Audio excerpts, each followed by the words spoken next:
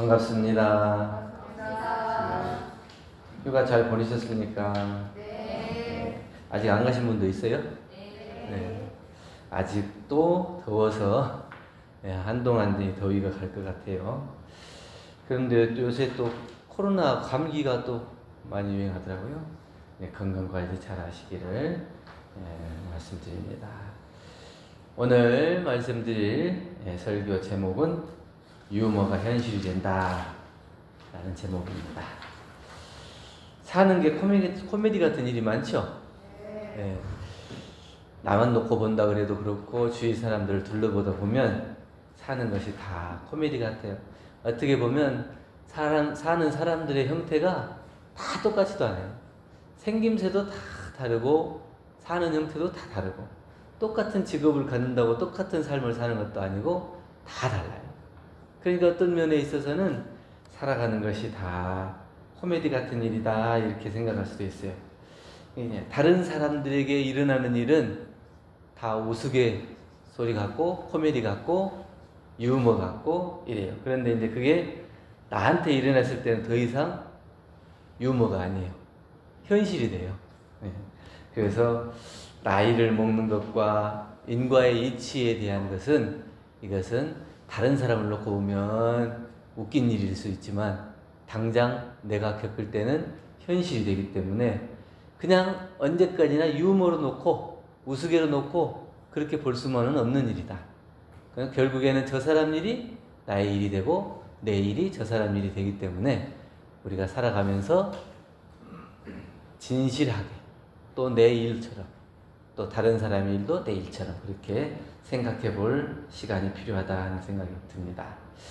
유머가 현실되는 첫 번째는 뭐냐면 나이를 먹는 것 같아요. 사랑인 줄 알았는데 부정맥이라는 책이 있더라고요. 요새 유머 많이 나오잖아요. 가슴이 뛰어서 사랑인 줄 알았는데 알고 봤더니 부정맥이었다. 이런 얘기들이 많이 있어서 그게 이제 책으로 나왔어요. 그러니까 노인들의 일상을 유쾌하게 담은 유머집을 이렇게 모았더라고요. 그러니까 이제 그 노인들이 많이 모여 사는 곳에서 이루어졌던 여러 가지 일들을 모아가지고 이제 책으로 만든 거예요. 그러니까 거기에서 일어나는 모든 것들이 얼마나 참 재미있는 일도 많아요. 그러니까 깜빡깜빡 잊어먹는 일도 많은 거예요. 이게 첫 번째로 보면 이름이 생각이 안 나서 이렇게 얘기하다 보면 이거 저거 그거 하다가 이름을 몰라요. 나중에는 누구 자기 잘 가까운 아는 사람 이름도 몰라서 걔, 쟤, 얘 이렇게 할 거예요. 이게 빨리빨리 이게 생각이 안 나는 거예요. 그리고 어떤 사람은 3시간이나 병원에 가서 기다렸어. 내가 몸이 안 좋아서 어떤 병이 있는가 그러고 3시간이나 기다리고 진료를 딱 받았더니 노환입니다. 다른 병이 있는 게 아니에요. 나이 들어서 그렇다는 거예요. 그리고 평생 깨끗한 거 먹는다고 무농약, 농약이 안 된 자연산 음식을 먹는다고 무농약에 집착했더니 결국에는 내복약에 쩔어서 산다. 나이 들면 계속 약만 먹어야 하잖아요. 그러니까 그토록 깨끗하게 산 것 같은데 이제는 약만 먹고 살아야 될 그런 나이가 된다. 그리고 젊어 보이시네요 이 한마디를 듣고 모자를 벗을 기회를 놓쳤다. 모자를 벗으려는데 젊어 보인다고 하니까 모자 벗으면 어떻게 해? 대머리인 것이 드러나잖아요. 그러면 이제 나이가 드러나니까 나 젊어 보인다니까 모자를 못 벗는 거예요. 이런 일들이 많다는 거예요. 또 어떤 분은 어떤 물건을 어디다 놓고 못 찾아요. 찾아서 찾고 찾았는데 그걸 깜빡하고 놓고 나가는 거예요. 오랫동안 찾아서 겨우 찾았는데 또 그 순간에 놓고 나가게 되는 거예요. 그리고 이제 비상금을 잘 감췄는데 그걸 몰라갖고 마누라한테 물어봐야 해요. 그리고 이제 경치보다 화장실이 신경 쓰이는 관광지가 되었다. 그래 어디 가서 경치 구경을 해야 되는데 일단은 먼저 화장실이 어디 있는가부터 찾아야 돼요. 이게 이를테면 나이가 드는 유머 같지만 현실이에요. 다른 사람을 놓고 보면 그게 참 그렇게 재미있는 일처럼 보이고 유머처럼 보이지만 그 사람의 실수가 유머처럼 들리지만 당장 내일이 됐을 때는 이건 현실이다. 그러니까 나이 먹는 일이 유머가 아니고 현실이다 하는 거예요. 나이가 들면 이런 일들이 많이 있을 텐데 다른 사람 일이라고 하면 웃을 수 있지만 내 일이라고 하면 그것이 웃을 수만도 없어요. 시간은 흐르고 우리는 언젠가는 나이가 들고 우리도 노인이 될 것이기 때문에 그때는 유머가 아닌 현실이 될 것이다. 늙음과 젊음이라고 하는 것이 다른 게 아니죠. 그냥 이름만 다를 뿐이지 젊음이 늙어지는 거니까 꼭 젊고 늙고 이걸 나눌 필요도 없어요. 결국에는 젊은이가 늙어지는 거니까. 그래서 늙었다고 해서 늙은 나이 드신 분들을 이렇게 막 뭐라고 할 것도 없어요. 나도 결국은 그렇게 된다. 그래서 누구나 나이가 들기 때문에 그런 현실을 자각할 필요가 있다. 유머 같은 현실이 맞지 않으면 유머 같은 현실을 맞이하지 않으려면 어떻게 해야 되냐? 미루지 말아야 된다. 미루지. 그때 해야 될 일을 미루지 않아야 된다. 우리 정약용 선생님이 유배 생활 10년째 되는 해에 가을에 두 아들에게 이제 편지를 썼던 것 같아요. 그래서 나는 논밭을 너희에게 남겨줄 만한 벼슬을 못했으니까 오늘은 두 글자의 신비로운 부적을 너희에게 전해준다. 그 두 글자의 신비로운 부적이라는 게 뭐냐? 하나는 근이고 하나는 검이다. 부지런할 근, 검소할 검. 이 두 가지. 이 두 가지는 아무리 논밭이 많다 하더라도 그것은 끝이 있지만 이 근검이라고 하는 두 글자는 평생을 써도 다 못 쓸 만큼 아주 신비로운 부적이고 이게 아주 가치가 있는 것이다. 이렇게 합니다. 그래서 부지런하다고 하는 것은 뭐냐면 오늘 할 수 있는 일을 내일로 미루지 마라. 가족들도 누구나 다 게으르게 살지 말고 다 부지런했을 때 그 가정이 평화로울 수 있다. 검소함이라고 하는 건 뭐냐? 오래 입도록 질박한 천으로 옷을 만들어 입어라. 비단 옷은 아름다워 보이지만 오래 못 입니다. 한때에 자유롭게 부유하게 이렇게 살아서 다른 사람의 손가락을 받지 않는 것. 이렇게 검소하게 살아야 한다.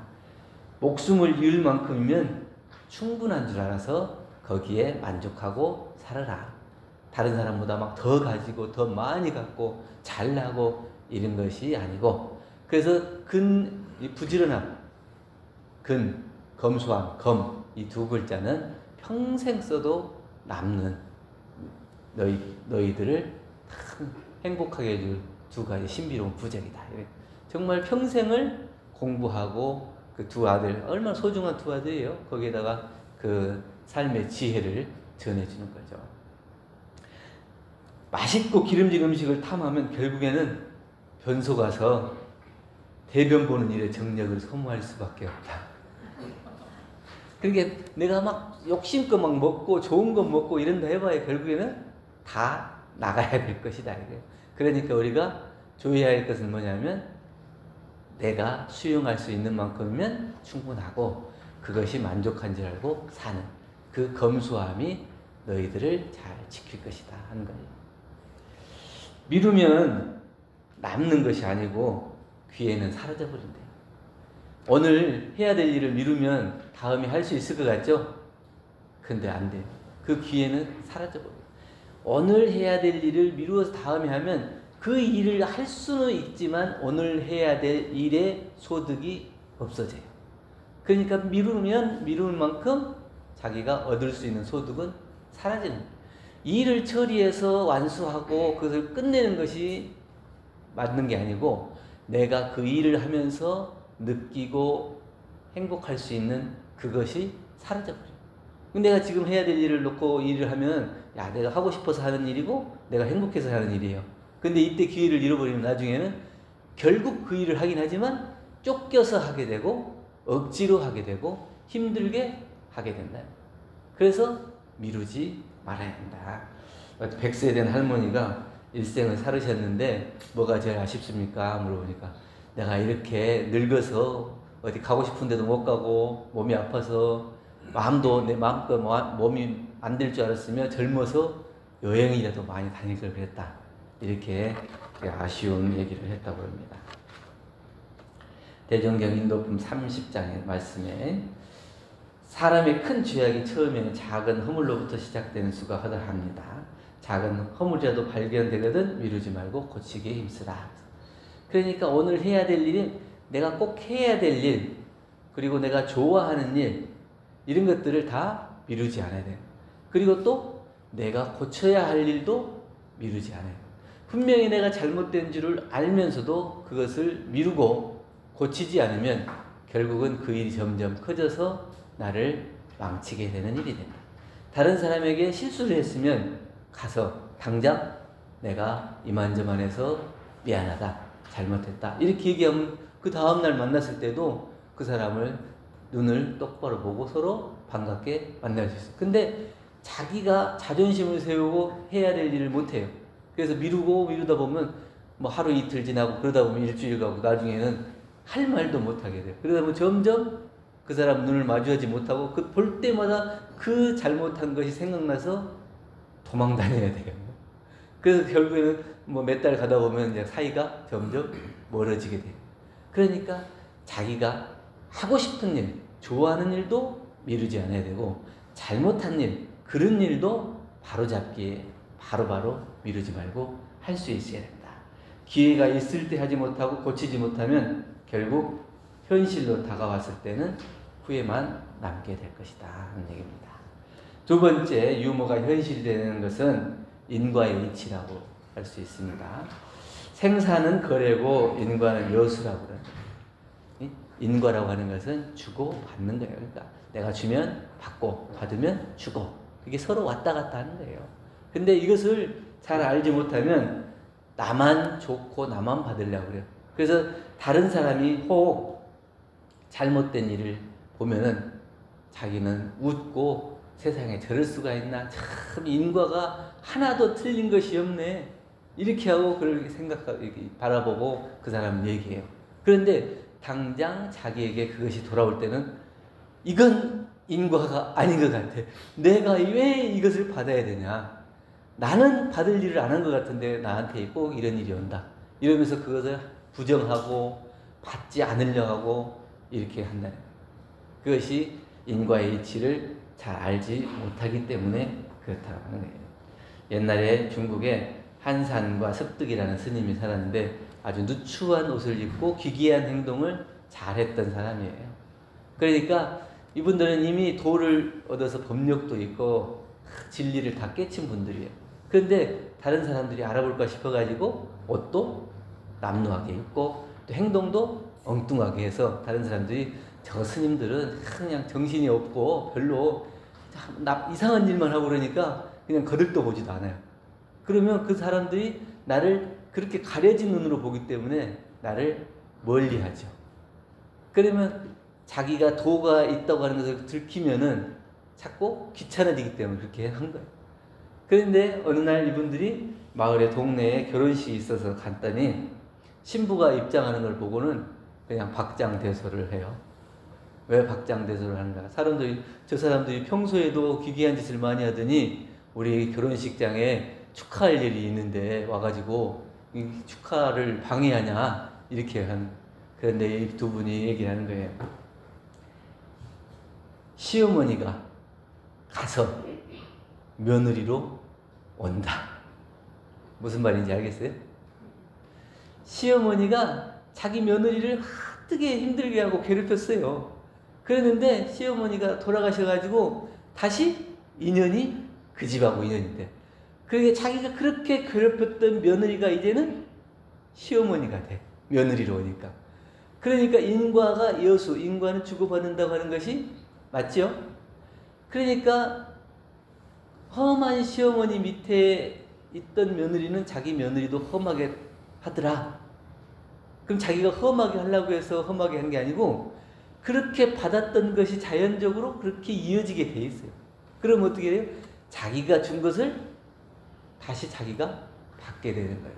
그러니까 아는 사람이 봤을 때는 야, 저거 인과가 여수다고 하더니 당연히 받아야 될 사람이 와서 다시 받는 거야. 얼마나 유머예요.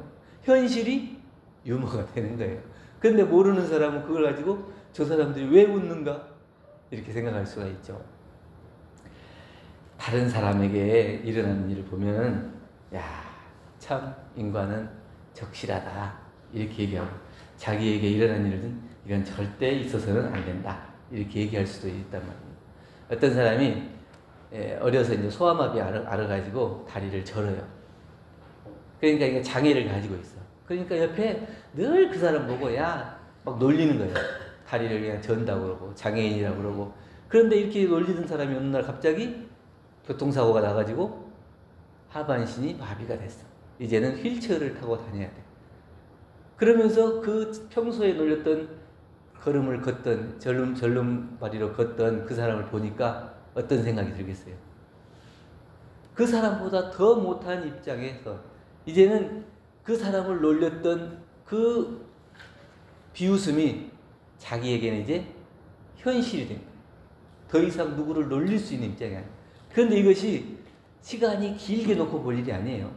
오늘 여기 앉아있는 분들도 퇴근길에 만날 수도 있는 일이고 내일 만날 수도 있는 일이고 이게 아주 짧은 시간에 있을 수 있는 일이거든요. 그런데 그것이 남의 일이라고 생각하고 내 일이 아니라고 생각하고 그냥 웃고 넘겨버릴 일은 아니라. 그렇기 때문에 다른 사람이 어려움을 봤을 때는 나의 어려움인 것처럼 생각해서 나도 저런 일을 당할 수 있다 그런 생각을 가지고 그 사람을 안타깝게 생각하고 그 사람을 도울 수 있는 일이 뭔가 이렇게 생각해야 돼. 저 사람 일은 저 사람으로 끝나는 게 아니라 나의 현실이 될 수 있기 때문에. 어디 교당에 있는데 시내에서 두 분이 접촉사고가 났더라고요. 그래가지고 처음에는 뭐 이렇게 가볍게 하다가 나중에 서로 양보가 안 되니까 막 험한 말하고 욕하고 그래요. 그래갖고 막 한참 싸웠어요. 대판 싸웠어요. 그러고 나서 그 다음날 교당에서 행사가 있어가지고 왔는데 딱 자리에 앉고 보니까 전날 둘이 싸웠던 사람이 같이 앉더래요. 한 교당의 사람인데 나누어서 보표를 보니까 자기 교당 사람인지를 모르는 거예요. 그러고 나서 행사 때 와서 앉으니까 둘 다 같은 교당이야. 아, 이거 전날에 그렇게 서로 욕하고 태판 싸웠는데 야, 못할 일을 했다. 그게 뭐냐면 그때는 넘일인 것처럼 생각했지만 이게 바로 그 다음날 서로 마주하는 나의 현실이 되는 거예요. 얼마나 염치 없어요. 그게 인과가 여수라고 하는 것을, 그게 유머가 아닌 현실이라고 하는 것을 깨달아서 그 진리대로 살아야 돼요. 그래야 평상시에도 그렇게 남을 볼 때 함부로 하지 않고 예의 염치 없는 짓을 안 해서 내가 바로 받을 그런 일을 당하지 않는다. 이걸 인과를 잘 아는 사람이 그렇게 한다. 그래서 정산종사님께서는 사람과 상대할 때는 아주 마음이 시원해지도록 이겨버리면 다음에는 볼 것이 없다. 행을 하되 여유 있는 행을 하고 복을 짓되 음덕을 많이 쌓아라. 내가 저 사람이 밉다고 그래가지고 그 사람을 막 시큰 해갖고 막 세게 해가지고 지금 그 사람이 두 손 들 정도로 그렇게 해버리면 나중에 그 사람을 볼 수가 없어요. 나중에 그 사람에게 내가 부탁할 일도 생기고 또 내가 미안한 일도 생기고, 그런데 그때는 그 사람을 나를 어떻게 하겠어요? 똑같이 그렇게 할 수 있겠죠. 그런데 사람이 마음을 여유 있게 쓰면 혹 잘못했더라도 그럴 수가 있지, 다음에 안 하면 되지, 이렇게 해서 마음에 여유를 두면 그 사람이 다음에 내가 잘못하고 실수를 했을 때 그 사람도 똑같이 그럴 수 있지, 다음에 또 안 하면 되지, 이렇게 우리가 살아가는데 삶의 여유, 이걸 말하면 진리를 알고 인과를 아는 사람들의 마음씀이고 행위다, 이렇게 말씀을 해 주신 겁니다. 그래서 인과의 이치를 알고 마음의 여유가 있는 사람은 현실적으로 나타난 어려움도 유머로 만들 수 있어요. 그런데 진리를 모르는 사람은 다른 사람의 일 유머처럼 생각하지만 당장 나에게 현실로 닥친다는 거예요. 그래서 진리를 알고 현실이 비록 힘들고 어렵더라도 그것을 여유롭게 유머로 받아들일 수 있는 사람이 되냐, 아니면 그런 생각이 없이 남일처럼 생각하고 있다가 현실로 닥쳐서 자기가 괴로움을 다 받을 것이냐, 이것을 한번 생각해 보면 좋겠다는 마음으로 오늘 유머는 현실이 된다 라는 제목으로 말씀을 드렸습니다. 감사합니다. 감사합니다.